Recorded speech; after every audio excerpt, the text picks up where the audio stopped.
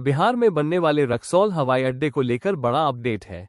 सरकार की तरफ से रक्सौल हवाई अड्डे के लिए 139 एकड़ जमीन के अधिग्रहण की प्रक्रिया शुरू हुई थी, जिसके बाद अब नए साल के पहले महीने में ही रक्सौल एयरपोर्ट को लेकर नक्शा जारी हुआ है।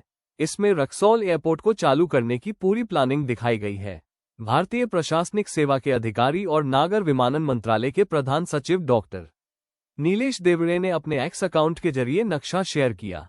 साथ ही लिखा कि रक्सौल हवाई अड्डे के विकास के लिए 139 एकड़ जमीन अधिग्रहण की प्रक्रिया अंतिम चरण में है।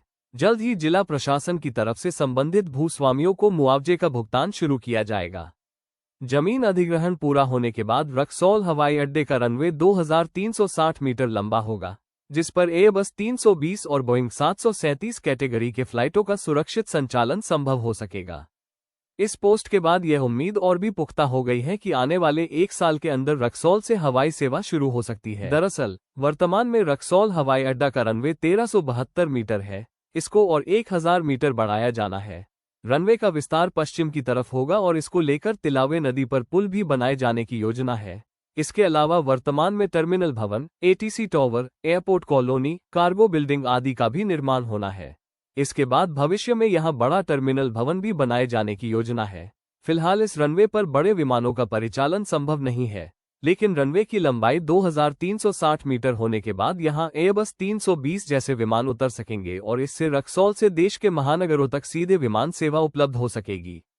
बता दें कि रक्सौल में ब्राउनफील्ड एयरपोर्ट का निर्माण होना है। इसके लिए राज्य सरकार को जमीन का अधिग्रहण करके भारत सरकार के नागरिक विमानन मंत्रालय को जमीन देनी है। पेंच अधिग्रहण में फंसा हुआ है।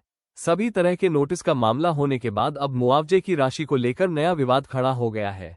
हवाई अड्डा विस्तार को लेकर जो जमीन का अधिग्रहण किया जाना है, उस मौजा के किसानों का कहना है कि जो अंतिम नोटिस में मुआवजे की दर तय की गई है वो काफी कम है। हम लोगों की जमीन इससे पहले भी सरकारी योजना में साल 2012 और 2018 में ली गई थी, उससे भी कम मुआवजा का नोटिस इस बार दिया गया है। ऐसे में हम लोग इसका विरोध कर रहे हैं। अब देखना होगा कि प्रशासन कब तक इस विवाद को खत्म कर अधिग्रहण की प्रक्रिया को समाप्त करती है। इस बीच मुख्यमंत्री नीतीश कुमार ने मिथिला क्षेत्र में दरभंगा हवाई अड्डे के पास कार्गो और लॉजिस्टिक्स हब के निर्माण के लिए 50 एकड़ से अधिक भूमि के अधिग्रहण को मंजूरी दे दी है। इस अधिग्रहण के लिए 138 करोड़ रुपये से अधिक का मुआवजा प्रदान किया जाएगा। इस परियोजना के पूरा होने से दरभंगा न केवल एयर कनेक्टिविटी का केंद्र बनेगा, बल्कि व्यापार, रोजगार और पर्यटन के नए अवसरों का भी महत्वपूर्ण हब बनकर उभरेगा। इसके तहत एयरपोर्ट के आसपास आधुनिक कार्गो हब, लॉजिस्टिक्स पार्क और 5 सितारा होटलों वाली एरोसिटी का निर्माण किया जाएगा।